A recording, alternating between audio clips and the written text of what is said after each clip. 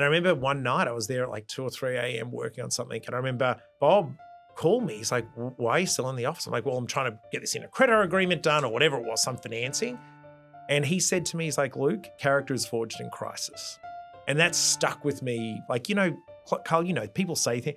And it's just for like in these adverse times, you can learn the most about yourself and you can learn where your limit is. And if that's what really is what I'm trying to do, it's like, where is my limit? What can I really achieve? Where's my personal PB in life?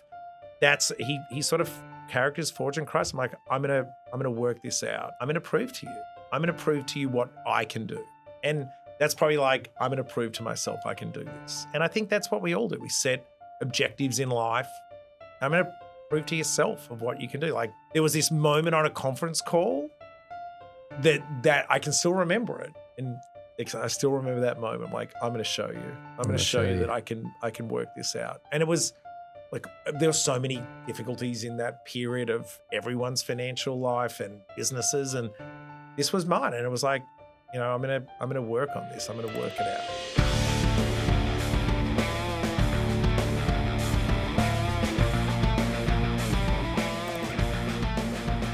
Welcome to another episode of the Matthews Mentality Podcast. I'm your host, Kyle Matthews, and today I'm joined by a dynamic leader. You could tell Luke sent this to us because he self-describes dynamic leader. I didn't. Dynamic you leader. It up a little bit. Oh, you did? I was like, thank you. A dynamic leader whose career mine was spans global real estate, corporate leadership, and social impact. Luke Petherbridge. Luke is the CEO of Link Logistics, where he drives strategy, profitability, customer outcomes, and culture. With over 20 years of experience, he's held top roles at ShopCore Properties, LivCor, and DDR Corporation, overseeing billions in transactions across Europe, US, and Asia. He's also the co-founder and chairman of CoreGiving, a nonprofit fighting childhood hunger that's provided over 66 million meals worldwide. Originally from Australia, Luke now lives in the United States with his wife, Chantel, and their 3 kids. When he's not leading at the highest level, he's at the beach, on the slopes. And this is how Luke and I became such close friends. We commiserate together as diehard, it says, watching the Cleveland Browns. Go Browns. This is our year. Go Browns. This is how I've heard that one before. Today, we're diving into his journey from leading real estate giants to building meaningful impact at scale. But before we get started, make sure to like, subscribe, and share this podcast with anyone who benefit from today's conversation. Luke, welcome to the Matthews Mentality Podcast. Thanks for having me. I'm really excited to be here. I'm happy we finally made it happen. Yeah. Busy schedules, but it's great. I love being here. I love Nashville. It's a great spot. It's good to see you again. It's good to see you. It's been a long time. It's been a while. The audience will know this now. Maybe a decade ago, Luke and I, as young competitive guys coming up in the industry, we made a bet who could build a bigger company. You remember, and we measured it by number of employees. Yeah, I know. It's such a silly way to do it. No, of course, but like, how else you can measure? So we would screenshot. Like, I would like pull the LinkedIn. It said Matthews, 232 people, and then you'd screenshot like just bought a big company. It was like jumped at 400. I was like, fuck, God dang it. It was an interesting way for us to measure ourselves, but it shows the competitive spirit, I think, right? Tell the audience, tell us about Link. How big is it? How many people? But just talk to us about the company and what keeps you busy today. Yeah. So Link, we're the largest private owner of US industrial real estate. We really focused on last mile infill product. We now have a little over 500 million feet. So huge company. We are Blackstone's US real estate company or US industrial company. The better way to think of our business is 500 million feet. We have 9,000 businesses operating inside our portfolio. How many properties is that? 3,500 properties. We have 1,100 people. 1,100? 1,100 around the country. What's our last count, guys? Are we 1050? Damn it! I just keep moving firms to be ahead. But it's been it's a really great business. I mean, industrial is one of those things. If you went and toured the real estate, I mean, we first got to know each other around retail. And there's this fabric or dynamism around being the town center. When you go to an industrial building, like the building itself, every industrial building, like here in Nashville or in Chicago, they're very similar. What's magical about it is you go inside these buildings, it is the heartbeat of America. Like whether it's someone building something, shipping something, creating something, innovating, building drones, building rocket ships, it's everything that happens in this country happens inside a warehouse at some point. And I'm very, very fortunate to be part of that firm. One of the things I found so fascinating about your career, having a, kind of a front row seat to it for so long, and because you're talking about what's unique about industrial, but you've run a large retail platform, then a large multifamily platform, ShopCore, then LivCor, then industrial. And I kind of grew up with this belief system in real estate that you really have to be a specialist because every product type is so different and so unique. And it's really hard to pivot between, and every now and then you see it, but there's so much, kind of inherent knowledge and relationship capital that you kind of leave behind when you go from one asset class to another. Yet you've done it very seamlessly and at a very high level. What, in your opinion, what does that say about real estate across all product types, or what have you learned in having time spent in three major food groups? Do you know, I think there's a different, like if you're an acquisition person or a leasing person, you need to be a little more specialized. I'd say real estate's more similar than it is different. If you really think about it, we're leasing space to a customer, and every asset class is a little different. So if I think of retail, it's very customer-centric. Not only do you care about your customer, the retailer, you care about your customer's customer, and it's very centered around that. In apartments, it's very much about managing at scale, using data to your advantage and providing residence experience.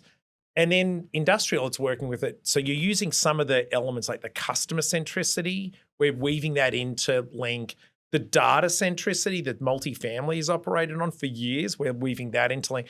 So I'd say the real estate spectrum is a lot more similar. It's just others. So some of them, like hotels, they've indexed more into resident or customer experience than, say, an office building. What happened over the last, walk in your office, like the experience as you walk into an office building is so different today than what it was 30 years ago. So I think there's a lot more overlap there. So I found it, and the other thing is, the thing that makes all these firms the same, they have great people working with great customers that build and forge great relationships. I think that can be moved across asset classes more seamlessly. Yeah, it's just, think of your business. You're dealing with all these people. You could work in an industrial building. You could go work on a retail sale. You could work on a lease for an office building. Like, it's the core competencies and capabilities you're looking for in your team is probably not wildly dissimilar to what I need. And it's just, retooling that a bit. High level, I know you're not a financial advisor, but you know enough about real estate to give a little bit of advice. If someone's listening and they aspire to be a real estate investor, just a high level, what have you learned if someone's looking at a building, whether it's their first purchase, it's a little $1 million building, or buying $100 million assets like you have and continue to do? What have you found to be the best drivers of long-term value where you look back and say, I'm glad I bought that piece of real estate? I think there's two main things. One is pick a sector, or as John Gray talks about, good neighborhood. If you can invest in good neighborhoods, a lot of pieces fit together. So my thing would be the old adage, location, location, location. Whether it's office, retail, industrial, if you own something in a good spot in a growing demographic that supports your customer or use, it works. And it doesn't mean it works all the time, but you have a better chance of succeeding there. And then I'd say pick secular tailwinds that seem to have macro, long-term or longevity. So own, like for our business, industrial, if you can own infill, we think proximity to the end user, whether it's you're a HVAC provider, you need to be close to the houses, whether you're shipping something, whether you're close to workers. Infill industrial, I think, is for us an area we've been sort of deploying capital around, and we invest around. We believe in the secular tailwind of e-commerce growing, onshoring and nearshoring of manufacturing, consumption growth in markets like Nashville is a great and a hot market at the moment. And it's almost like what would change my view of that? We talked at breakfast this morning, like demographics, like my 18-year-old and my 16-year-old, they're going to buy more online in their 30s than you and I did. So the e-commerce secular trend is probably there. And that's the tailwind you speak that's of. one of the, but that's a decade tailwind. Onshoring and nearshoring, reorientation of supply chains, which, by the way, has been happening for 5 or 6 years. It's not a recent phenomenon. Whether it's chip manufacturing that's happening in Phoenix, the spill over there, Tesla in Austin building EVs there, spill over there. So then you're like, okay, I feel good about that. I'm going to invest around that and invest around sort of these longer term tailwinds. And then it's find your niche. But the niche thing is like it's very building specific. If you can get around these macro good neighborhood trends, I think you have a better chance of success. That's what I'd be betting on. So that advice, a lot of it, if I had to guess, and correct me if I'm wrong, born from experience and the experience you've had over the last 25 years in real estate, starting in Australia, and then you came to the States as part of, was it DDR, the Macquarie? So we sold that JV, and then I had a call from Dan Hurwitz and David and said, hey, would you think of, I'd been to Cleveland a lot and said, would you move to Cleveland? I had 2 little kids. And they said the weather is just like just like Sydney. They brought me over. Funnily enough, Chantal and I came over in September. Oh, the best. Yeah, exactly. The best. We toured like that down Som Center Road on the east side. I'm like, this is amazing. Yeah. We moved in December, less amazing. I knew what I was getting to. I love Cleveland. I'm a huge Cleveland fan. I remember in college recruiting, and they probably still do this, Michigan, Ohio State, they would bring the Cali kids out early in the season for their official visit. Like you'd go out in September. Sometimes even over the summer, you go out, they'd like, hey, we want you at a game. And like, we have this game in September, you should go. USC, it was the whole year. It's like, oh, come out in December. You still Every now and then they couldn't arrange it with the Cali kids. They'd go out to visit, Michigan in November for the big game. And like, they just couldn't sign them because the weather was so different. But so that's how DDR got you to the States. Yeah. And I'd been there. I knew the firm. So what got me there was what kept me there is the people, the Midwest. And by the way, America at large, like, great people, big markets. But, and then look, it's not like I moved from Cleveland to Southern California. I moved to Chicago, another great Midwestern city, big city, great people. Like it's one of the lessons. I mean, I remember sitting around the table when I was a kid. My parents met on the Berlin Wall. 2 Australians met on the Berlin Wall. Oh, I didn't know this. Yeah, they lived overseas. They lived in London for a while, or Europe. They lived in Indonesia. They moved home when I was born. But all around my kitchen table, they just talked about being global, like travel, explore the world, experiential. Just go live around the world. And my wife Chantel, she did a gap year and lived in the UK and Ireland for a year. I went straight to college, straight to work. And this was an opportunity. Like you took a gap year where you just didn't do anything. Yeah, unfortunately, I'm waiting for my gap year. But then I sort of the opportunity came. Like, you know what? We'll give it a go. And like life's about experiences. And a philosophy I live by is just be open to yes. You don't have to say yes, but just don't say no before you explore it. Like, sure, why not? We'll do it. So let's take a little step back in time. You're born in Australia. Yeah. I didn't make up the accent. It's real. Well, it's authentic. Yeah. It's changed. It's probably changed since I've known you too.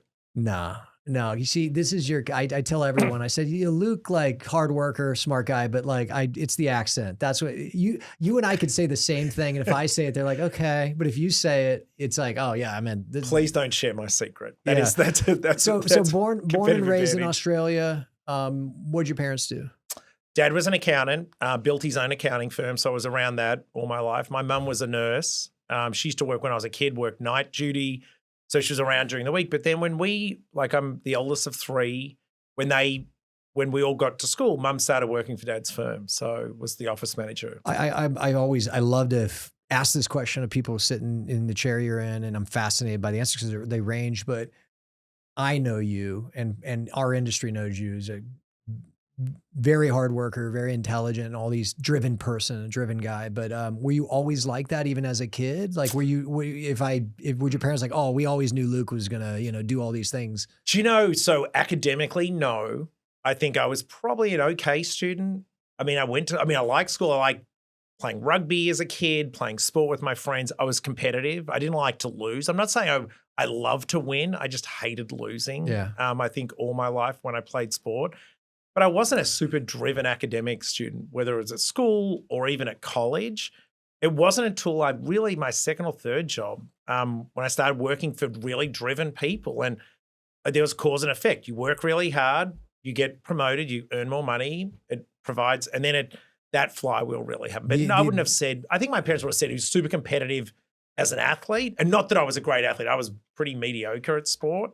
but I didn't like to lose. Yeah, there's been this common theme, not just in high achievers that I've had the privilege to get to know, but you just see, the Michael Jordans or the Kobes. It wasn't so much that they loved winning. Winning was almost a relief. It's just they hated losing so much. I've never been associated with Michael Jordan or Kobe. Yeah. There you go. I didn't like to lose. Yeah. And again, I wasn't like on the first 15. I played second 15.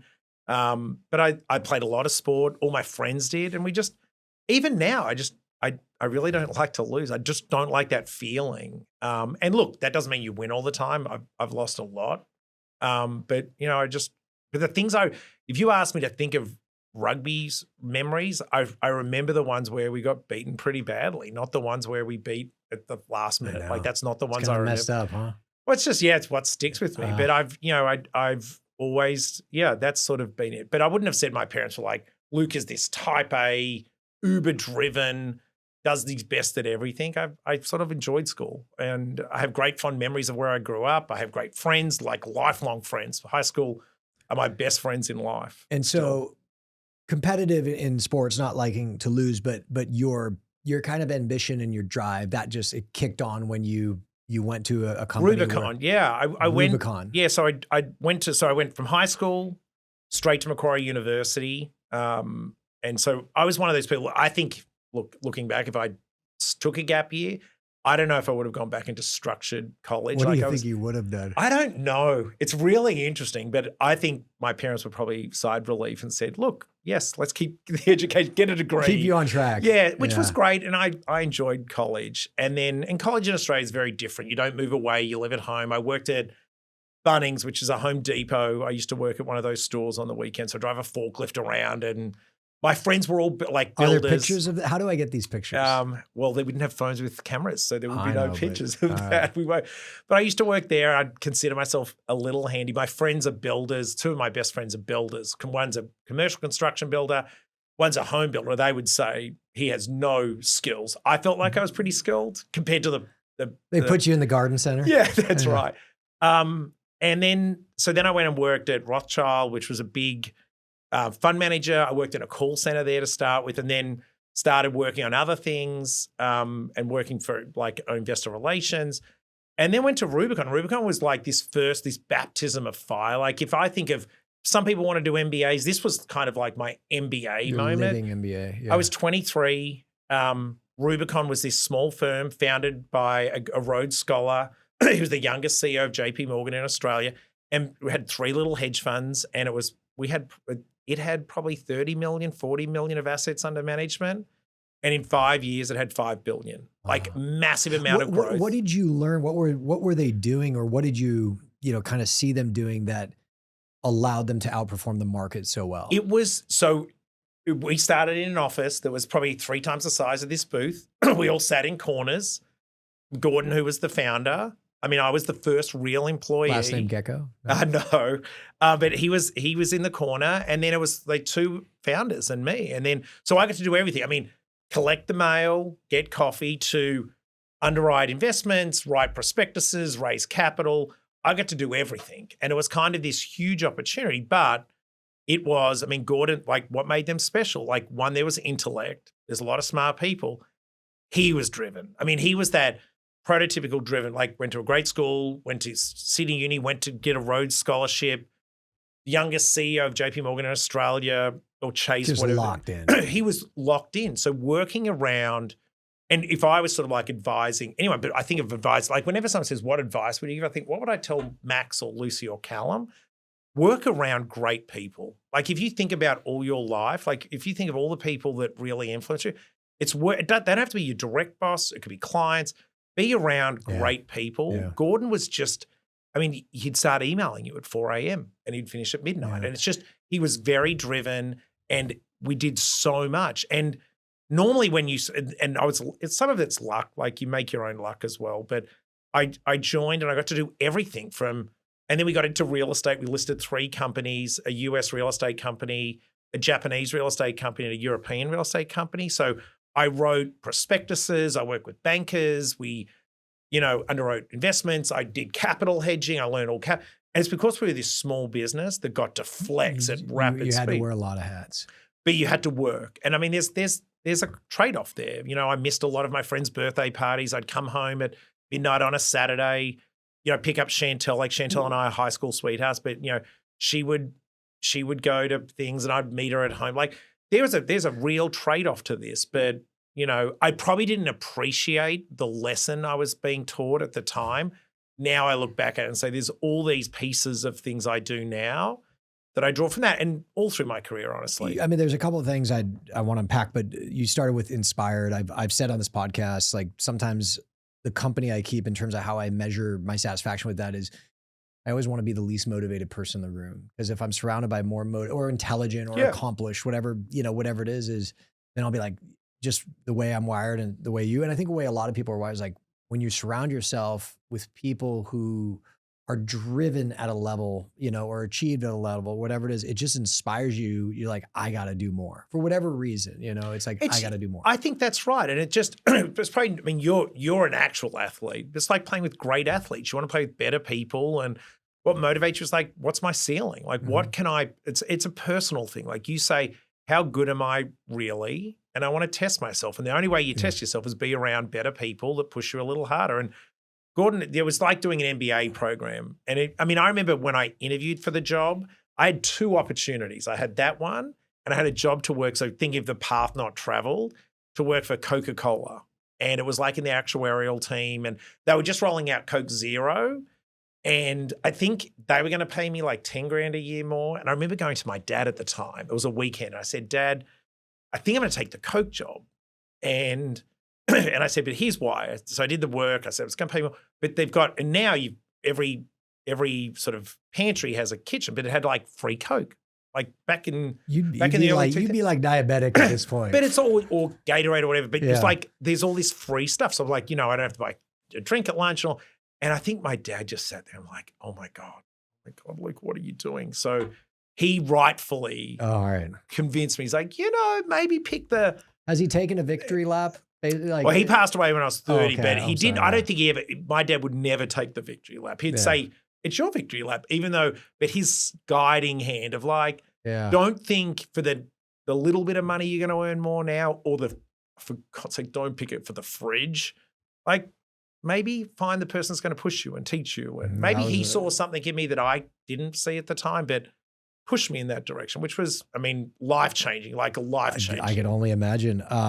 When you were at Rubicon and you were around these, you know, these killers, right? These super motivated, driven people, did they ever say like, hey, this is what you have to do because that's our expectations of you? Or was it just from a true inspiration, they're working, you know, early in the morning, late at night, weekends? You know, you touched on there's a lot that you have to, there's a trade-off, which is, you know, what we kind of, the work-life balance concept. Or were you just were so inspired that you're like, of course I'm going to do this. Of course I'm going to work these hours. Of course I'm going to trade my friends' birthdays because there's so much going on here that I'm benefiting and learning from. I think some of it was I didn't like to fail. Like there was parts, and we can get to the MDT story, but I didn't want to fail. And so around someone that was super driven, I wanted to succeed. I wanted to deliver what he wanted or what the firm needed, or I wanted to get something done. So I think there was a part of that. I do remember some things like everything matters. I remember Gordon saying that, and whether it's a presentation, the way you show up, the way you meet someone, the font you use, the alignment on a PowerPoint deck. You know why I'm smiling at them? Yesterday, I came out with this like, hey, I have this new concept. I think I'm going to roll it out as a workshop at Matthews, and I may make this kind of a bigger message for the industry through the socials is the 7 principles of success. And one of them says everything matters. Everything matters. The font, the grammar, the clothes. It's not just the big, everything matters. So see, there you go. Everything matters. Everything matters. And it was, so, down to if you send an email, the most senior person's first, and then you put it in order. Like, Gordon was a stickler at these things, and it was just everything matters. And so that's saying, I remember putting a slide up at ShopCore, a group saying just everything matters. Like it's the littlest things. They all just accumulate. Like, do people notice the font?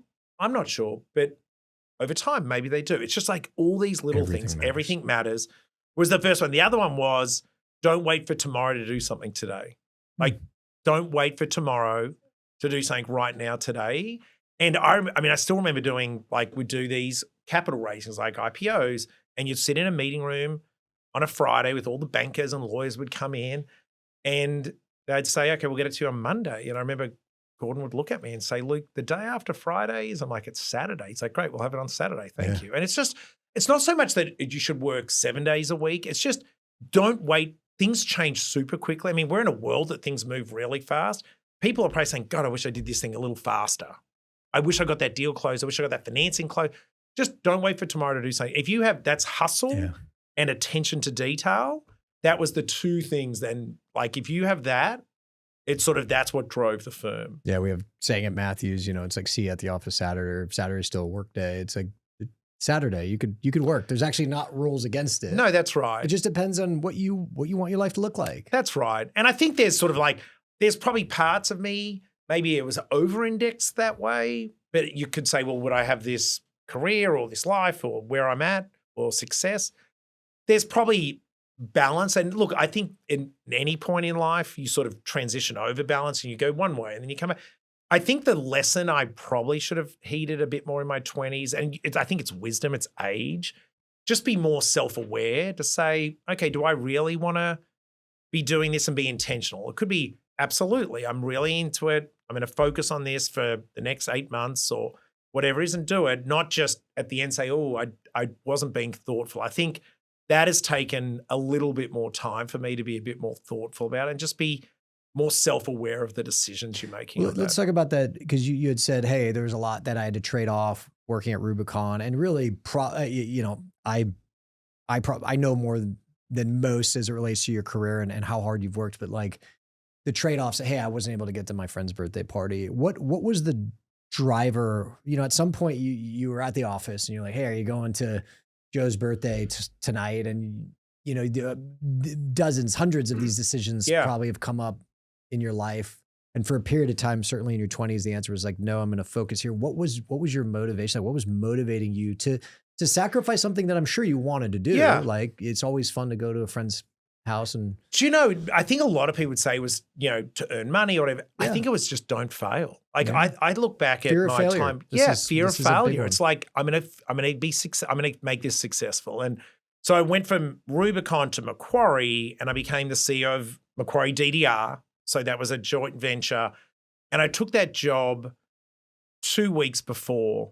I started 2 weeks before Lehman went bankrupt. So Macquarie was this, it's this awesome investment bank in Asia. Now it's in the US, but at the time it's like the Goldman Sachs of Australia, like to give it sort of, so I was like, this is where all financial people want to go to Macquarie. And this is my chance to run a REIT.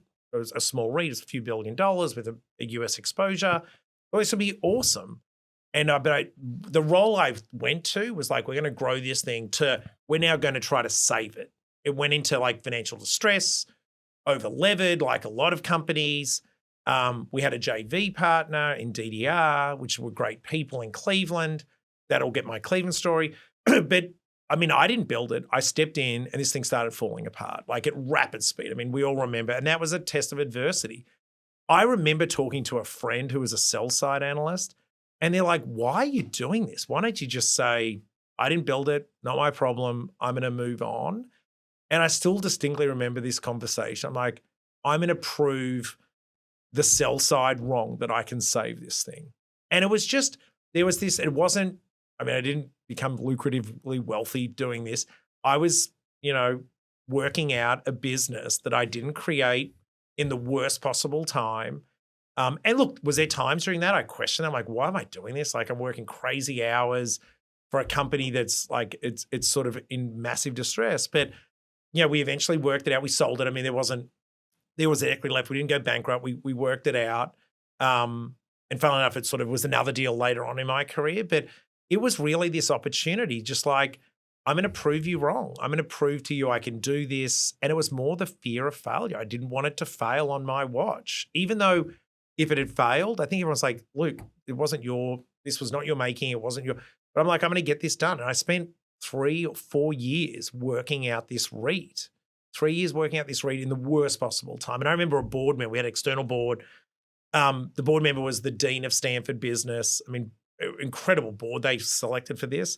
And I remember one night I was there at like 2 or 3 a.m. working on something. And I remember Bob called me. He's like, why are you still in the office? I'm like, well, I'm trying to get this in a credit agreement done or whatever it was, some financing. And he said to me, he's like, Luke, character is forged in crisis. And that stuck with me. Like, Carl, people say things. And it's just for like in these adverse times, you can learn the most about yourself and you can learn where your limit is. And if that's what really is what I'm trying to do, it's like, where is my limit? What can I really achieve? Where's my personal PB in life? That's he sort of characters forged in Christ. I'm like, I'm gonna work this out. When you said you're trying to prove, and then you said, oh, I want to prove to the sell side, like, why was it so important to you at the time? You said fear of failure, that's a big driver, but I feel like proving something, if fear of failure is kind of the root driver of proving to someone, was it you were trying to prove to the sell side? If that's really the case, why? And then, and my follow-up question is, or you say I was trying to prove the sell side, but how much of that was trying to maybe prove to yourself? Because I think we all suffer from imposter syndrome a little bit, but like, I think it's definitely the latter. Yeah. I think the sell side comment invigorated I'm going to show you. Yeah. And it's like, this person, I don't even know who the sell side that's was. It doesn't really matter. Like, it was just, it created the manifestation. Oz, like, yeah. I'm going to prove to you. I'm going to prove to you what I can do. And that's probably like, I'm going to prove to myself I can do this. And I think that's what we all do. We set objectives in life. I'm going to prove to yourself of what you can do. Like, no different than being a parent. I'm going to prove to myself being a great parent. And this is my goals and my thing. So I think it was the same sort of thing there. Yeah.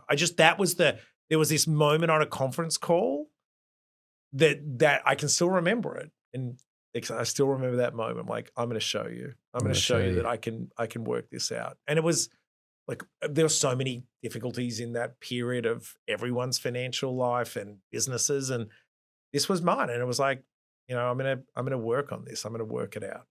Did you have, I always go to this well in these conversations about, in my opinion, it's the biggest driver of why people don't get to where they want to is what I call victim mentality, feeling helpless, feeling that they're not in control. And this really gets to like agency, that they don't have agency, that nothing they do matters, because that's a very helpless and demoralizing feeling. Yeah.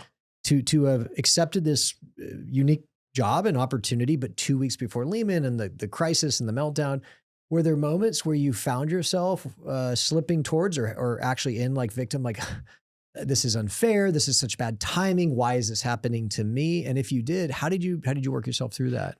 There's definitely moments you feel that in life. I do believe in agency. You can control it. I don't need to do the job. I could leave and go to pick another career, and probably not as easily back then. So I do think you have some agency, but there are so many external factors that influence business and performance. The thing you can control is, and I'm sure this is where a life partner, so Chantel's been the beacon of that, you just get up and keep going. Like, and there's days even now, there's days that are hard. There's days that you're like, oh, I don't want to do this. This is difficult. Just keep going. My advice to a younger me is just keep going. You'll get to the other side. When you're 20, I was 28 at the time, 29, you probably don't realize that, but it was just keep going. Just keep going. And you might take 2 steps forward, the next day 3 steps back, and the next day 2 steps forward. But I think my thing was you just got to keep grinding. Just keep going, keep fighting. Don't give up on it, and just persevere through it. So there's a resilience that you learn through that. I don't think you know that. Like, if someone told me that at 28, said just be resilient, you'll fight through it.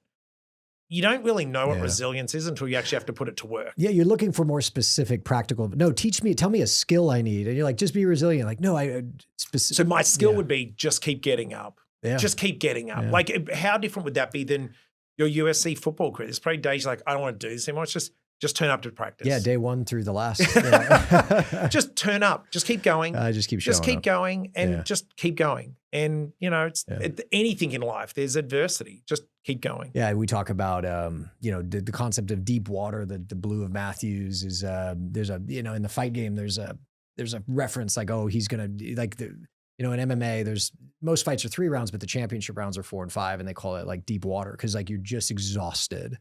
And they say, oh, like that guy's going to drag the other person out to deep water. And like eventually my understanding is like there's only so much time you can tread in deep water before eventually you just kind of give up and you accept. And I've found in having people like yourself, the privilege of interviewing them, that not all of them, but a lot of them are like, well, my skill is it's almost like I could just withstand suffering more than the next person. And I just keep going. And you know, in a probably a cooler way to put it, it's like, you know, I can handle deep water differently or better than others. And you answered the question great. It was like, I think it's just learn to, like, you have to, at some point in your life, you are going to come into adversity for sure. Just and keep moving. Yeah. The victim mentality I think you talk about is like you curl up in a ball and say, I'm going to wait for it to pass. Like, be around, and then go back to your earlier comment, be around people that act the same. Like the benefit at Macquarie, when I was at Macquarie, everyone kept turning up to work. I mean, Macquarie was like, you know, I mean, it was a great business, but they had all these investments. Like, just be around people, just get up, keep going. One of the other 7 principles: avoid negative people. Because again, you want to be around inspiring people. People inspire you. They don't have to be Johnny positive all the time, but something about when times are tough and people are just sitting around being super negative, man. It's like energy vampires. Yeah. Right? So open to yes is one. Be positive is my second one, and then be curious is my third. I've always known you to be very, very just positive. Just be positive. Yeah. Like, forget business. You just want to be around positive people. Agreed. Like, be positive. Yeah. It's never as bad as you think it is. It's probably never as great as you think it is too. Just be positive. Be positive in life. Yeah, I say, and I'm not as good as I thought we were in 21, and we're not as bad as we thought we were in 23. That's probably right. Yeah, just be positive. People like positive people. It's good for you. So I want to get further in the career, but like you said, you kind of skip over this thing, and I think it's grounded in humility. I know this about you.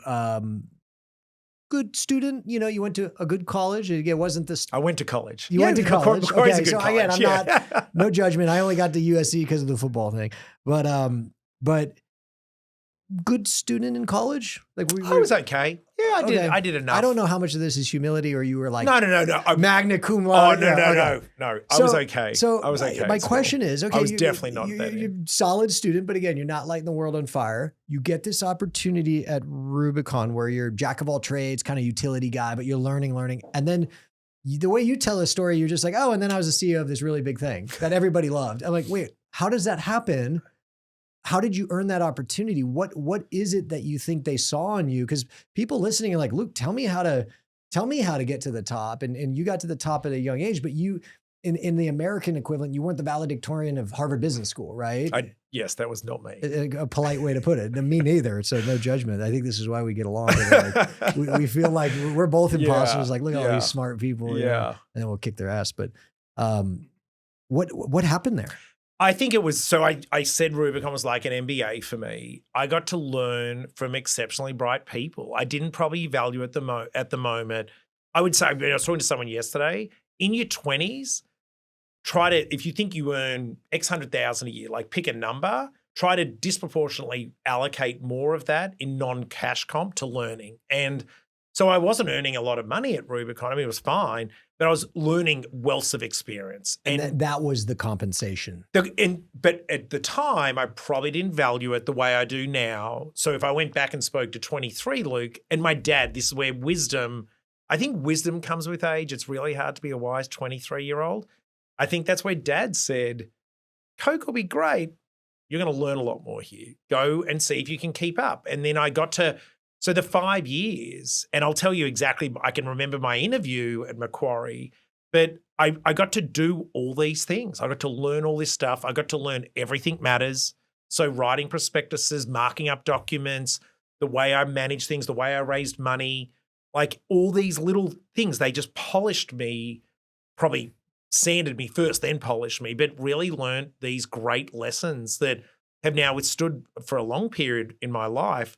But then I remember going and interviewing at Macquarie, and I remember them saying, after I got the job, I remember the person saying, look, the only reason we interviewed you is your resume said you did all these things with, like, there's no way a 28-year-old has done all this. Capital hedging, underwriting deals, raising money, doing book builds on IPOs. And by the way, I never did this on my own. I was around Gordon and the team working on long-short hedge funds, an M&A hedge fund. And I just, again, being around great people. And one of the other things I'd say, just like, remember, this is an in-office period of the world, which is you just got to be around the hoop. Yeah. You'd say, come to this meeting. You get to meet someone. Or you'd be in a car and you'd listen to a phone call and you then explain it. So I got lucky to be around someone, but I took the opportunity. Like, I had to work hard to keep it. I learned a lot. And I remember I remember even trying to explain capital hedging, which in Australia, when you're hedging the currency and the income, where you take capital hedging, you smooth it out over income to drive yield.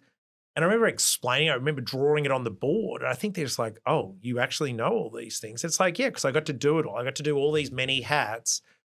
So a lot of people are like, well, that means go work for a small business. I would say it's more work for great people that give you the chance to learn and then be curious and learn. Like, the curious and learning is on you. I could put another person that's like, I'll just do what I'm told. They wouldn't have got the same out of Rubicon. I think I was curious. I wanted to learn. I wanted to learn a lot. And it's so interesting because at college, I did just what I had to do. You gave me the syllabus. I do enough to pass an exam, so I got a degree. That was the output. Give me a degree so I can go get a job.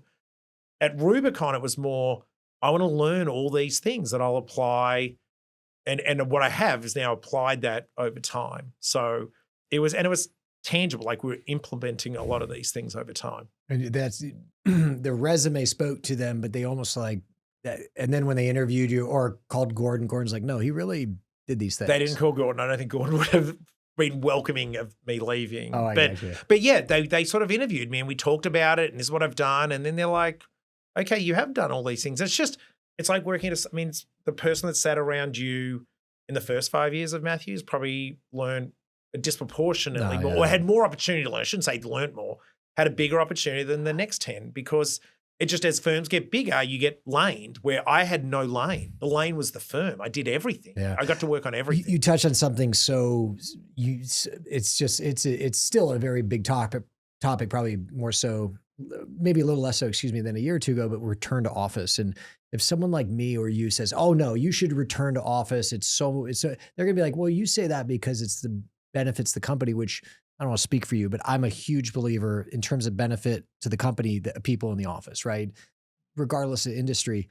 But what I've argued to people is like, yes, both can be true. It benefits the company, but if you're driven, you don't have to be young, but young man or woman, and you want to grow in a career and really you want to be the CEO, whatever you want to be, it's like, it's actually even more beneficial to you because of the personal and professional development, being around the driven people, the achievers, the Gordons, the CEOs, or the division leaders. I agree with that. And if you really are in your 20s saying, I want to work from home, I don't know if they're consciously aware of this. You're basically not just telling me, but you're almost like choosing for yourself long-term that it's just a job and that's all it's ever going to be. You really want to do, for whatever your motivations and drivers are in your career, if you ever really want to get to the top, achieve greatness within your profession, I really think you got to be at the office every day and around the people from a success level you want to get to that are already there. I think it's an apprentice model. In life, we're an apprentice model. We learned how to be parents from our parents. We were around them. You learn how to be great leaders or educators or whatever it is by being around great people. I would just say, be around people. It's those little informal interactions that were really impactful to me, and being called into things. And it's hard to do. It's harder to do that when you're not around people all the time. So I think there's a balance there, but I agree. It's, if you choose not to, and it's also, people want to be included in a community. Like, Matthews is a community and Link is a community, and you want to be around the community and learn from the community and help each other. There's a whole benefit to all of this for sure. I totally agree. Speaking of being around people, there's a line I heard recently, I put out the other day, like, entrepreneur, if you want to be an entrepreneur, you're an entrepreneur, you either need a supportive spouse or no spouse, right? And so speaking of Chantel, she had to support you all. I mean, oh yeah, she had to be supportive. And if she didn't know what she was signing up for, I'm sure she learned pretty quick. It's like, where are you? Like, when are you coming home? It's like, especially in your 20s, you're burning the candle at both ends. You're at the office, and I'm sure this wasn't every night, but 2 or 3 in the morning, and you guys are still married with kids. And so we had the kids during all of this. Yeah. Which is pretty wild. So, I know from my wife, Alana, that kind of falls on them in many respects. And so how, in your opinion, how important is it for someone who really, again, whatever their motivations are, whatever their drivers are, being competitive, fear of failure, being inspired to say, I want to be the CEO of some big company one day, I want to be a founder, to have the right spouse or no spouse, right? Yeah, personally, I think you need a person, or it can be a collective, but like we just talked about adversity. There are times things don't work. I'm working late. I'm trying to get something done. It doesn't work. I think you need that post that you sort of are tethered to that's really important in life. So you find that person in your life that you can lean on when you need them. And honestly, you celebrate with when you have the win. Like, think about when things go really well, you want to go to that, whether it's your family or Chantel in my case, where you're like, I want to celebrate this with you because you're the person that matters most to me. But I think it's more like when things are hard, you need that person to be there to support you, to say, don't give up, get up and go again. It'll be fine. We'll get through this. Like that, those words of encouragement at those moments probably matter more than the celebration side. But I really think in life, and by the way, it doesn't even need to be a CEO.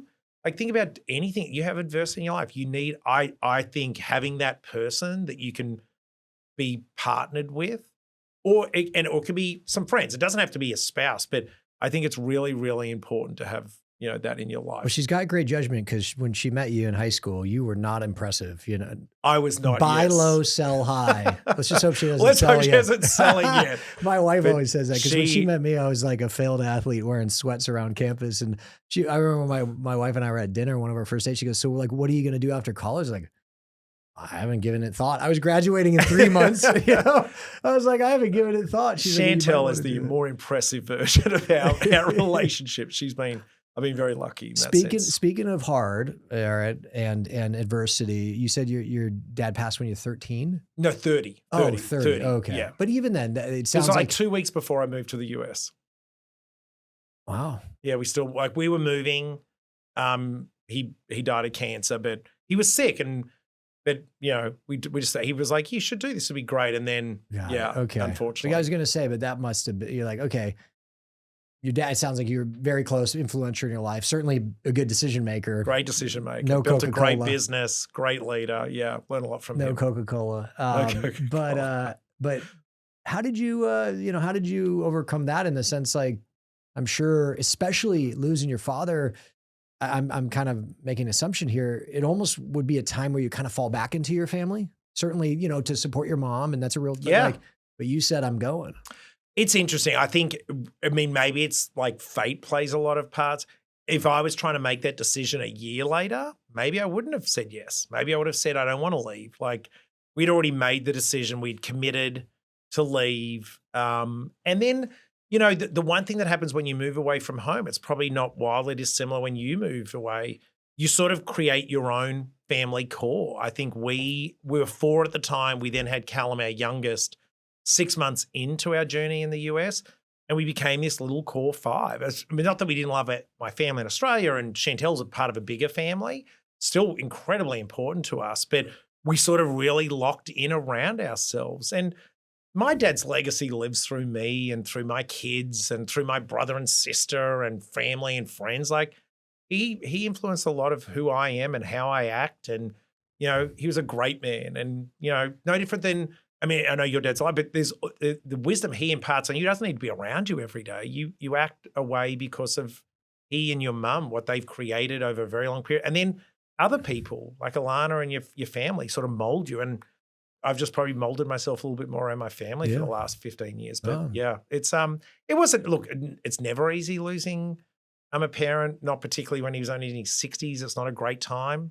And he only had 2 grandkids. I did remember the dividend of children. I remember saying the dividend of children is grandchildren. You work hard with your kids to get grandkids. So he got to live that for a little while. Good. I tell my kids all the time, I say, I don't even want you guys. I just want the grandkids, and I got to go through you. No. So he got that joy in his life. But, he left so many great memories and lessons that I still adhere. Sure. He built a great business, built a phenomenal business from the start. I remember going there on Saturdays to pick up stuff. And my brother and I would be like, we don't even have, do you have desk phones, but we'd call each other from offices when we were little kids. And I remember we all still that. have desk phones. This is like a week ago. And I was where was I? I was in Minnesota last week for some meeting, and I was in the car. Some young agent picks me up. He's only been here out of our Cleveland office. He picks me up. He's only been here like 9 months. So he's like sitting with me in the car, and I'm just like, walk me through your day. Like, how do you prospect? So you pick up the phone. He's like, well, I mean, I was like, well, yeah, but you pick up he's like, well, no, we don't pick up the phone. He's like, we dial through the computer, and I just goes to our headset. And I'm like, you know what? I remember. Okay, fine. And I was like, so how many? He's like, well, actually, most of the time I really just call from my cell phone. And he's like, so I was like, do you need your desk phone? He's like, no. And I'm sitting there like, why do we have all these desk phones? So I got to look into that. Yeah, it's just anyway. So that's expense savings. Yeah, but I just remember that as all a right. good memory. So you're Macquarie. You get a call from Dan. The September trip, beautiful weather to Cleveland.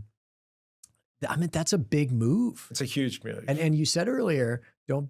I think it was don't be afraid to say yes. Be open to yes. Be open to yes. You were open to yes. But what was it? Like, I'm sure at some point you looked at Chantel, was like, I think we should do this. What was it? What was that magic thing that was driving you? There was comfort. I'd been to DDR. DDR was our JV partner, so I knew the team really well. I think I'd credit a lot of it to her. She'd lived overseas, and she's like, we have 2 little kids. Like, we have a 4-year-old and a 2-year-old. Like, let's go do it for 3 years. Yeah, it's an 3 adventure. years, see? So I'm year 14 of 3. Yeah, she's like, but let's go do it for 3 years, and we'll see what we think. And I think the thing that got us, honestly, was one, we were sort of like leaning yes. Don't go explore things if you like. It's like, we're really open to it. We're leaning into yes. And we toured Cleveland and the suburbs and met people, and we're like, you know what? Well, we have little kids. Let's go try this for a bit. Oh, and then fell in love with the people. And where'd you live in Cleveland? We lived in Solon, which I called Salon for a long time. And then they eventually said, okay, we got to stop. They're too nice to even correct you. Yeah. Well, they thought it was funny. And then I moved to Hudson. So we lived in that southeast corridor. Well, that was because you guys were out. The DDR was out in Beachwood. Yeah, but that's exactly right. But it was such. Amazing. They're all the same sort of areas, and it was great. But it was more that sense. Like, I would say, I grew up probably, and this is where a life partner can change things for you. I probably would have lived in, if I'm honest, probably my same suburb I grew up. Like, I was kind of very happy to be comfortable. Mm-hmm. Chantel was probably more in a gap year. She moved around a lot as a kid. She grew up in Melbourne, lived in Sydney, and she's in high school. So I'm going to go live in the UK and Ireland for a year. And in my head, I'm like, I could never do that. And she went and did that. So I think she was like, why not? Like, and that would be my advice. One, the world is small. You can always come home. Always come home. I've moved away from Sydney for 15 years. In 15 years, Sydney changes. It doesn't change that much. If you move back to California, it doesn't. Home is always there. California's changed a little bit. But it's still, there's still a lot of the main pieces are there. But I love how you gaslit Chantel that it was her decision to come to the States. No. You really should be in sales. You should be in my role. Like, I needed her encouragement a lot. And look, you both need to do it. But it was that moment, like, you'd go around, you're like, you know what? Let's give this a go. I remember touring and we looked and we're like, we'll give this a go. And they said, and we have this football team, the Browns, like, this is our year. We did not get sold the Browns at the time, but yes, we bought into the Browns. We moved to Chicago. I remember telling Max, who was 9, we're moving to Chicago. He's like, Dad, I just really don't like the Bears. I'm like, we don't need to like the Bears. No. I thought I'd become a Packers fan. Green and gold, small market, winning. Yeah. We are still Browns fans. Still brown and orange. I'm telling you, one year will be the year, and we'll go to the Super Bowl. We got a whole crew, you know. There's a lot of Browns Snyder people. For sure. Snyder and Bates. And there's a lot of Black Sun guys. It would be so satisfying. Yeah. When the Cavs are, The Cavs are looking good this year. Yeah. But all right, so you're at DDR, you're CFO. I went in as capital markets, capital markets, and then eventually CFO. And that's where you got your really, like, your biggest break of your career. You got a cold call from Kyle Matthews, right? Correct. That's exactly it. And that's the most influential moment of my life. Yeah, walk the audience through. So you get this call, you're like, who the hell is this guy? No. But that's where I met you. Yeah, that's right. And so I joined DDR, and we're doing all these, we start doing deals with Blackstone. It was Nadeem was doing all these deals, and we were like the JV partner. So I got to work around Blackstone a lot, which was great. And DDR was great. Great people, great business, open air shopping center company. And we went through this period where we grew a lot. We did a lot of deals, like 4 or 5 billion of deals with Blackstone on our own. And eventually, Dan. Power Center is our fairway. Yeah. Is that what I had the golf balls? That's right. And then Dan was there. Then Dan left, and I became the CFO, and did that for a few years. And then Blackstone. All right. I got to know them, and so we were sitting at a conference. I want to say it was open air. You could tell me the year. It might have been in Austin. I usually remember these things. I think we were in Austin, and you're like, hey, I want to talk to you about something like later tonight after dinners or whatever. And we were sitting in the lobby having a beer or something. And you're like, hey, I got offered this opportunity by Blackstone to, kind of launch and operate this retail platform. What do you think? And, at the time I was like, well, it sounds awesome and it sounds unique. And I don't know how you say no. I think knowing, and I know a lot of the Blackstone folks, and I mean this as a compliment, but knowing like they work, man, they work hard. And so that was like, just be ready for that. Be ready for that is what I said. And because you're building a business, not Blackstone, but like kind of launching that was the unique opportunity. Obviously you took it and created ShopCore and then LivCor to Link, but what was like the driver in that decision making? I mean, that again, you have this comfortable, nice gig that anybody would aspire to be the CEO of this REIT. What made you, kind of do something different? I think it's the same reason I went to work at DDR, Dan and the team, and probably the same reason I went to Macquarie. I knew Nadine. I knew a number of other people. I got to meet a number of people. I'm like, these are sort of people I want to work around. I want to work around these people. I didn't know them. Like Bill Stein, I'd never met him before. I still remember the interview. I remember him sliding across the blank sheet of paper. And he's like, here's the org chart. And I'm like, okay. And like, there's nothing printed on this. I'm like, oh my God, he didn't print it. He's like, that's exactly it. It's a blank sheet. You get to build whatever you want. And I just, I got to meet John when he was running real estate there. And I'm just like, he is so impressive. He's beyond impressive. I was like, I just want to work around these people. And here was an opportunity to do that. And look, they do work. They're great people. They're great partners. They've been great partners for all the businesses I've been in. You speak to anyone that works at a Portco or even at Blackstone, they're just really great people to work around. And I'm just like, I want to work around these people. And there was that. And then there was the other part of like, I want to see if I can build a business, like be curious. Like the way we structured DDR was great. And the way these other, do we want to structure it the same way? Would we do things differently? And we got to go out and the benefit of doing it with Blackstone is they are trying to, they're very supportive. Like if you want to try that, let's go do that. Let's go build something that's very data centric, or build a new sales force, or build this. So we went out and built a business. There was, a lot of it's very similar, but there were some things that were a little bit more unique, which I felt that was something newer that we could have advanced the ball on. And it was just, that was probably the real motivation there. Yeah, I found them to be just hardworking, impressive, but they're just so good at what they do. They're so great. And they're very welcoming. Like they don't walk in a room saying, I know the answer. They're like, what do you think? Let's talk about it. Let's debate it. And the thing which I found, particularly with building Link, they want to say yes. Like if you come and say, hey, I want to build this, we need to build this tech infrastructure. They want to say yes to you. They're like, absolutely. Now let's just, and there's rigor, there's real rigor there, and they instill that in you. So they've been great. What is, give me one takeaway from building ShopCore where you're like, that was what I thought it was. Like I thought it would be like this and it was. And then on the flip side, what is one thing where you're just like, I thought this was how we should do it or how it was going to be, but it was totally opposite, like a lesson, so to speak. Yeah, I think that the positive, or the lesson learned was just surround yourself with great people. If you do that well, we talked about it before, if you have A players around you, things seem to just work out. Hire great people. I think that the harder thing was transforming. Not everyone fits that mold. Like not everyone's going to be the great person. And I think like that was a young leader in me. Like it's hard to make people decisions, I think, for anyone. So I probably didn't do that efficiently enough. But what I did find is if you have good people, great people around you, and you organize it and empower them. So a big Link focus is empowered execution. If we hire a great person, we empower you and we hold you accountable. but we empower you. So if you shirk away from accountability, we're probably, we're not the right firm for you. But if you're like, give me the ball, let me take the shot, we're the right firm. So empowered execution is something that I learned, that if you get great people, then empower them. Don't micromanage people. So we really have tried to embody that in all the firms I've been at. You were at ShopCore, what, 4 years?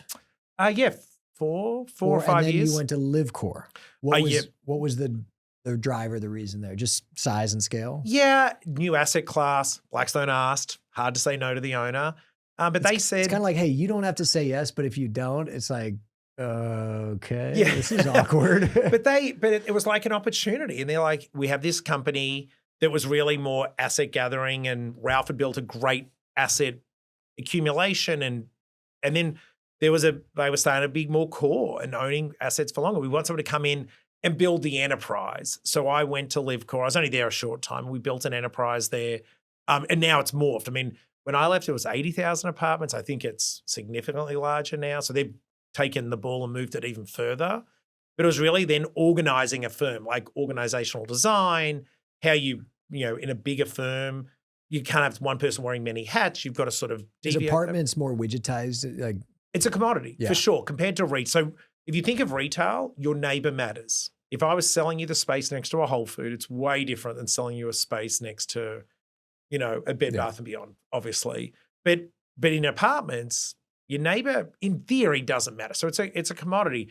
The benefit of a commodity then is you can actually have a very data, deep, rich mentality where you collect resident behavior, resident role, like all this information at massive scale that can give you a competitive advantage to offer better services, build buildings in the right spot, buy buildings in the right spot. You can actually really do something at massive scale, and it's very leverageable. Shopping centers, it's hard to leverage that at massive scale. Like a shopping center, every property, every space is so unique. So unique, and there's an asset plan. And look, there is benefit of being bigger, but scale doesn't.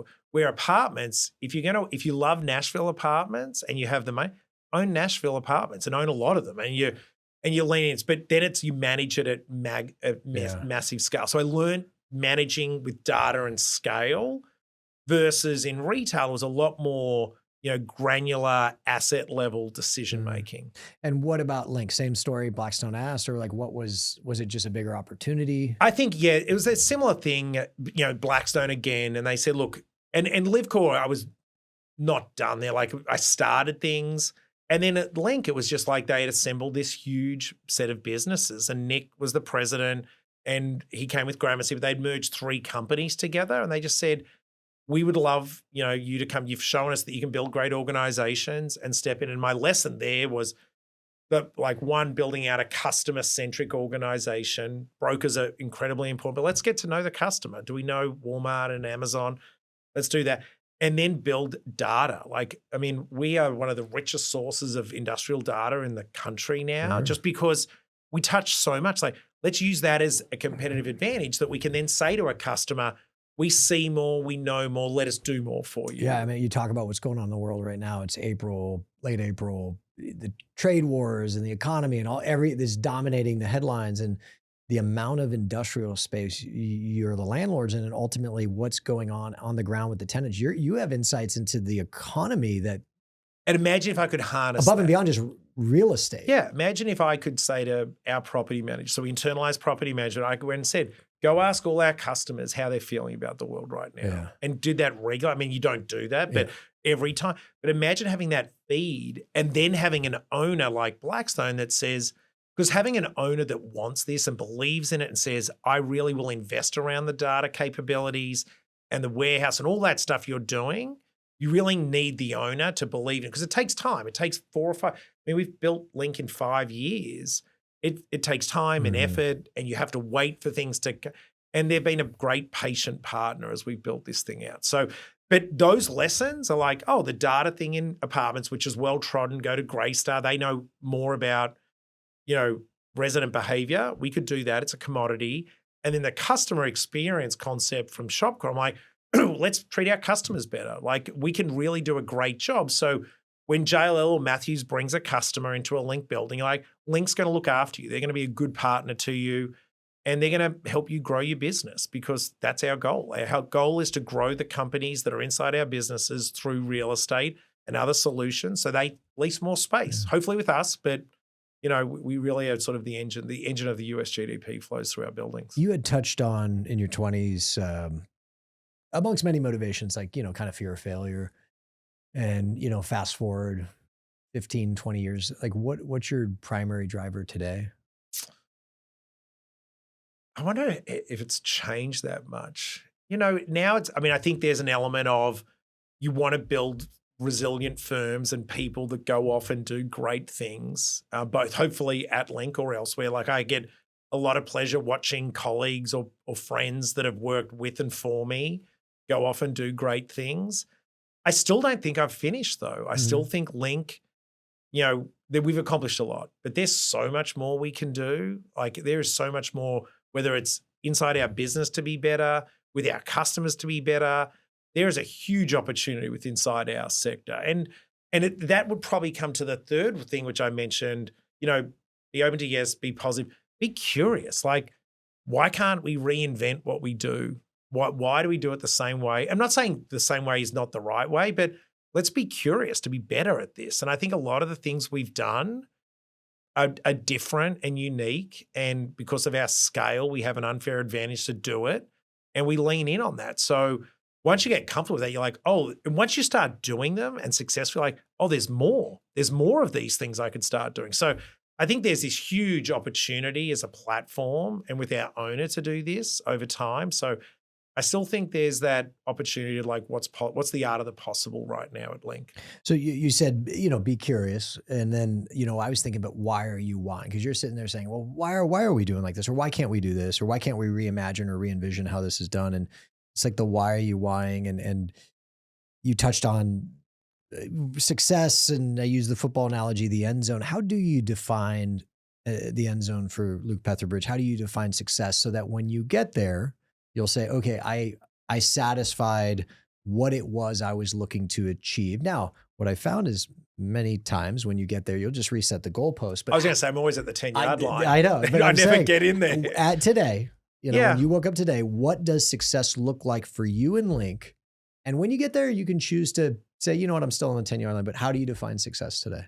I don't want some abstract bullshit like, grow people and make the world a better place. I want like tangible success. Measurable, excuse me. Immeasurable success. Obviously financial performance, we'll put that, let's say that is the resultant of this. Mm-hmm. I think it's when you sit with a customer, like a big user or a small user. We have a parks business, so the smallest entrepreneur to the largest retailers and users of space, and they say, we want to partner with Link. If our customers say, we're going to choose Link, because a warehouse is a commodity. Why would you we're going to choose Link? That would be success for the customer. And then the other part would be if you went to someone like, I want to work at Link. If you get those two things to happen, whether you are working at Link saying, I love Link, or I want to work at Link, and a customer saying, I want to be in your building, that's success. That's what success at Link looks like. And then financial results and all the other things come out of that, and growing the firm and buying more real estate. But if you can get to the point where customers are choosing your product over another, that is success. We talk about success, and you answered the question. We talk about success professionally. I want to pivot this to CoreGiving. Success in a different realm. Yeah. What was the catalyst for that? I mean, it started with March Madness emails from you. Yeah. Right. Hey, you need to give money to this bracket. I lost every year. I don't even think I filled it out. But yeah. Well, I autofill. Yeah. But then it just, now I chat GPT, like, can you fill out this bracket for me? Oh, that's a good answer. Pretty good. Thank you. But what was the driver for that? And why did you do that? And then, what's the success? How do you measure success there? Yeah, I mean, that one's easy. Feed people. Like that, and that'll be you'll never be in the end zone there. It's just feed people. When we started ShopCore, and look, firms all do time. By the way, Matthews, on your website, you say it too. Everyone does. I think it's our corporate responsibility to leave communities I think that's better. What we define it as corporate responsibility. Yeah, to leave communities better than the way we found them. We all try to do it. It's noble and we should do it. And I think corporates and individuals, we should all do that. When you have success, let's look after these communities that are part of your community. And so when I got to ShopCore, I and some others sat there and said, instead of being And DDR did a lot of things with United Way. And like, why don't we find one cause that we can rally behind as a firm and try to make a difference? And, so then you start with, what was the cause we picked? Like, did you know 1 in 5 children don't know where their next meal's coming from in the United States? So put yourself back, and this is probably what I put in my email to you when I so nicely solicited for you to help me. It was, imagine the Friday before a long weekend, Memorial Day or whatever. You'd be super excited to have 3 days off. I know I was. 1 in 5 children aren't, because their school lunch goes away. And that is something that they, like, in nutrition will then lead to learning, which leads to socioeconomic output and then economic output. Like, there's this flywheel. And if you read Feeding America, like it's everywhere, whether it's the nicest suburb of Nashville to other areas that don't have the economic output, it's in every market. There's food pantries everywhere. And these people are productive people. They're working. It's just they need a hand. So we said, you know what we're going to do? We own grocery-anchored shopping centers. We're all around the country. We're going to start raising money for one cause. And we did it, and we went to our partners, brokers, friends of the firm, friends individually. And then LivCor started to do it, and Link started to do it. And today we now have like 14 or 15 Blackstone portcos that are part of CoreGiving. We raise many millions every year. We have CoreGiving Day, where thousands of people now globally go out and work in food pantries all across the country. But it all stems from, we own real estate, we employ people locally, and our real estate serves local communities. How can we help local communities? And so CoreGiving really was this way for us to, in an organized manner, give back. And I never imagined it being, there's been so many hands in this. I'm just one of the many of this, but it's really remarkable. And there's the number of people I interview for roles, they're like, I love CoreGiving. I love that you mentioned it, by the way. I'm really proud of it. There's so many people that are proud of what we've done with this thing. And Bridget, who runs it now, is taking it to another level. And there's many, like, all these CEOs are involved in it. So it's been really rewarding personally. And go work at a food pantry and you'll be like, I want to do this more. How do I help? You have so much more gratitude. Absolutely. So much of what we have, and I could sit here and talk about my kids and your kids and how, like, perspective, they probably don't have it. And that's one way we try and give our kids perspective, is like, let me take you here and show you. And they get it, it helps, but then they go back to their world. But it really does remind you of so many things that you and I and our children and Americans in general, if I may, we view, even though we don't like to think of it as entitlements, are really blessings. Yeah, that's a good way to put it. Something blessings. as simple as a meal. It's like, well, yeah, I'm entitled to a meal. It's like, well, not really, because 1 in 5 people do not have that entitlement, literally, by definition. And a meal to them is a blessing. And then imagine if you don't eat and you're worried about food. Yeah. Can you learn at school properly if you're worried about my meal? Like, it's a problem. Like, there is no end zone. Unfortunately, like, we're on the 1 yard line and we're driving down the field. Yeah, and the field just but it's just, and the field moves away from it. But we're making a real effort, and there's just more and more people that get, and by the way, there's so many firms do so many great things that are different. This was just our one. Was yours, and it's really rallying around one thing. That was the genesis. It could have been anything. This was the one a number of people at ShopCore lent in on, and no, we've had others dive into it. I remember when it started. I remember the first year, I remember the emails, but and it was like this cute little thing you were doing, and I know it's gotten very big. I think the first year we raised like $50,000, which paid for 250,000 meals. Last year, I think we funded almost 25 million I cut you a check meals. for $50,000 that first year, right?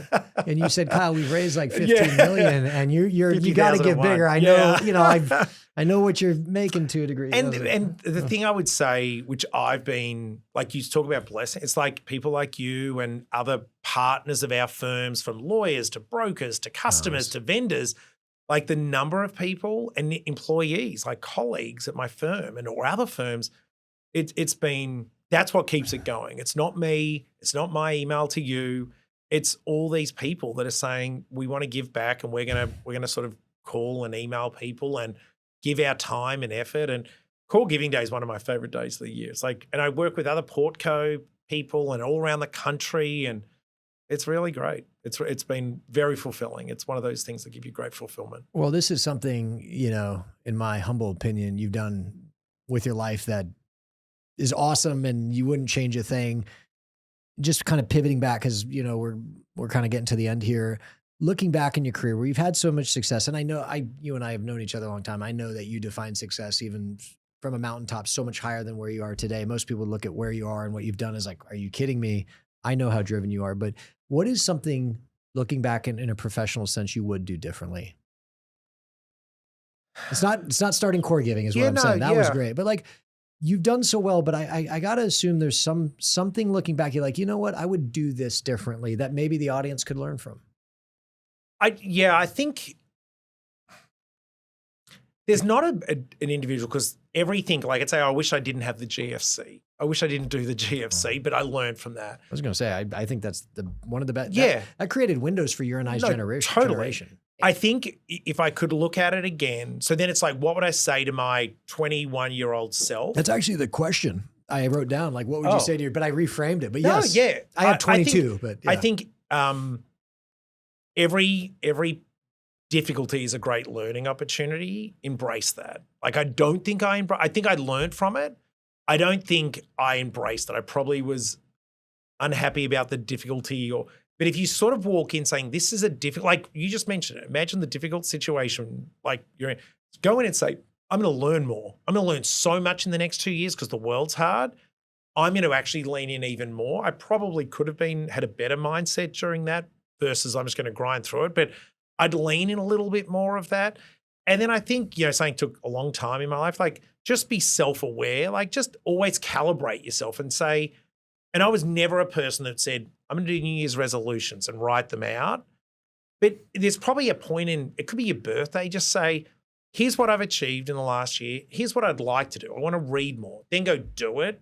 Otherwise you find you go for a decade and you're like, oh, I wish I tweaked this. Yeah. I didn't do that. Things can get away from you. And it's just because life is fast and it's hard and you're trying to, if you go back to, I'm just trying to move forward. I'm just trying to get this thing done. Then I'll get that thing done.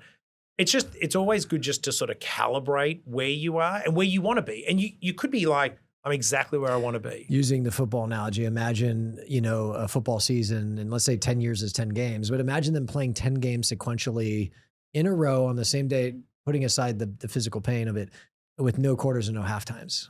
Yeah. Like where you never stop. Because one of the best things I loved about football was you go in at halftime, there's a stop in the game. And first of all, you drink your water, you're getting rehydrated, but you sit and you're like, okay, what's working? What's not working? What are we seeing out there? What would we do differently? What happened on this play?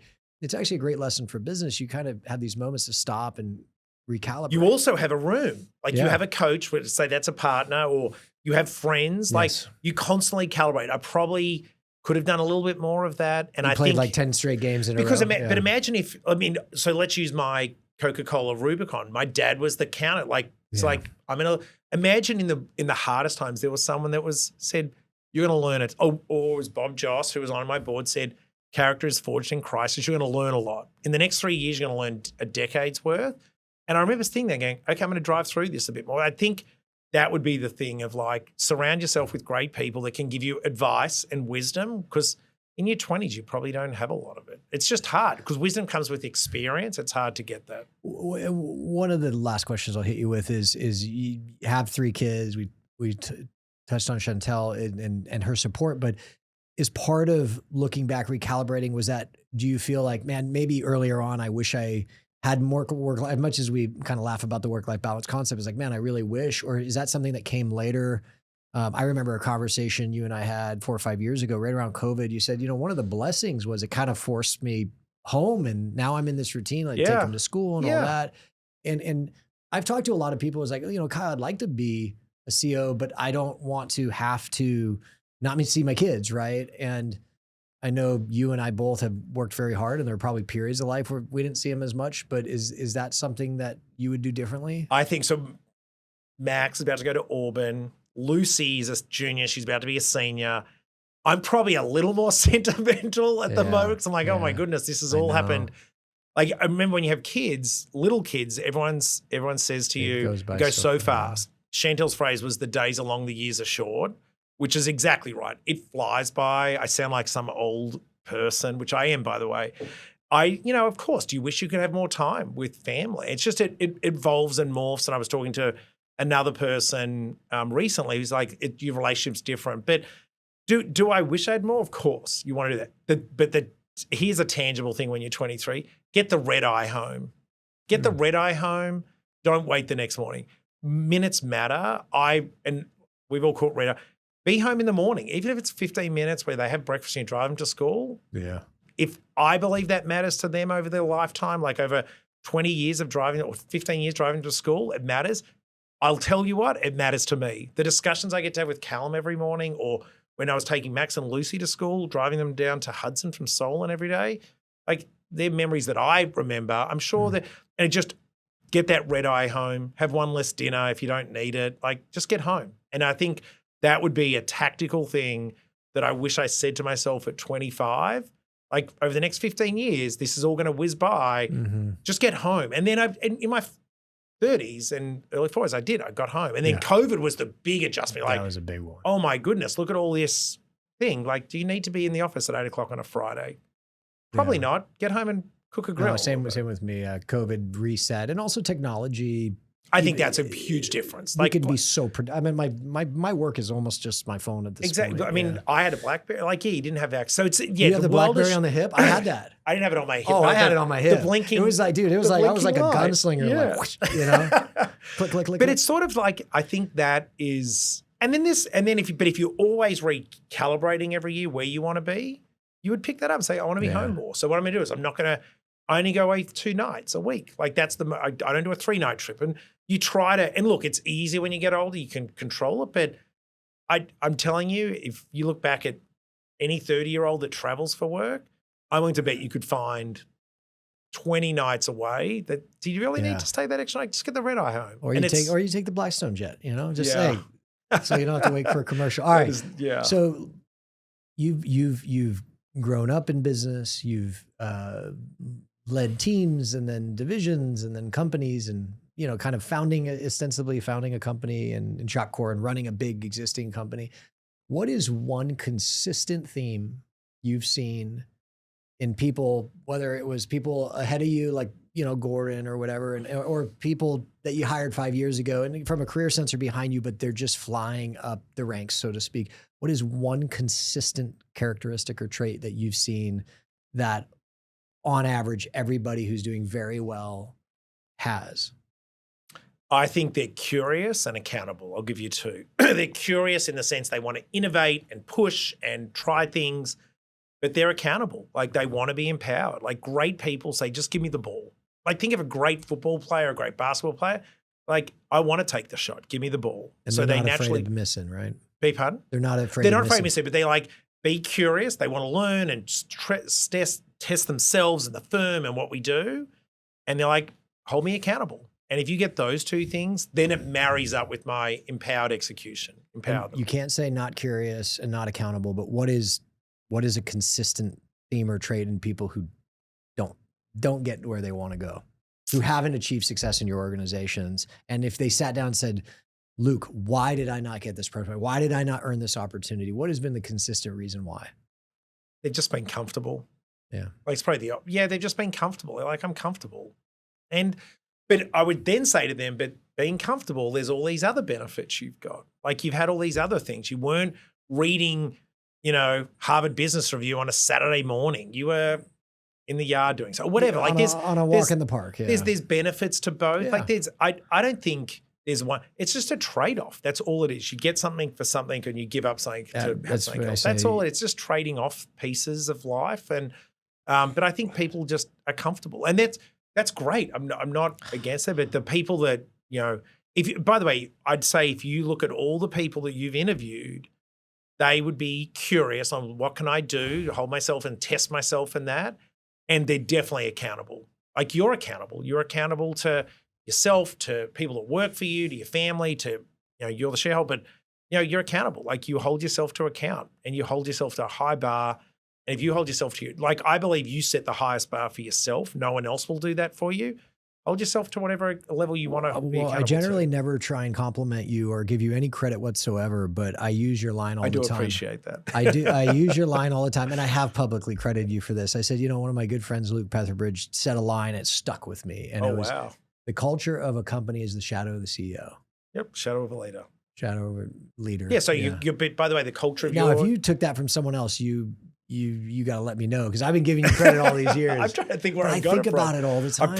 I think about it, and I said, okay, what is Matthews known for? And whatever adjectives people use, good or bad, I say, well, that, whether I like it or not, I have to accept that it is a reflection of me. And if it's something that I like, that's good. I'm glad that Matthew's guy's real hardworking, it's okay. That's good.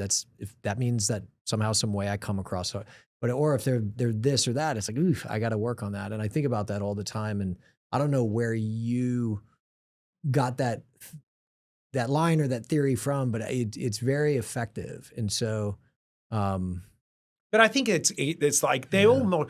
It's everything matters. The way you show up, the way you do things, that's the culture. That's what people, and I would look at it the way you don't say it, just do it. And that creates the culture. And culture is the shadow of a leader. I absolutely believe that. And so carry yourself the way you want your culture to be. And you hold yourself to your own cultural standards. And that's sort of works. So Link's filled with a bunch of nice guys with a cool accent, Yes, exactly. No, we don't want too many. I want my accent to stand out. That would water your value, your value proposition. Yeah, exactly. No, I'm being very lucky to work with great people. All right, give the last question. Give the audience a resource,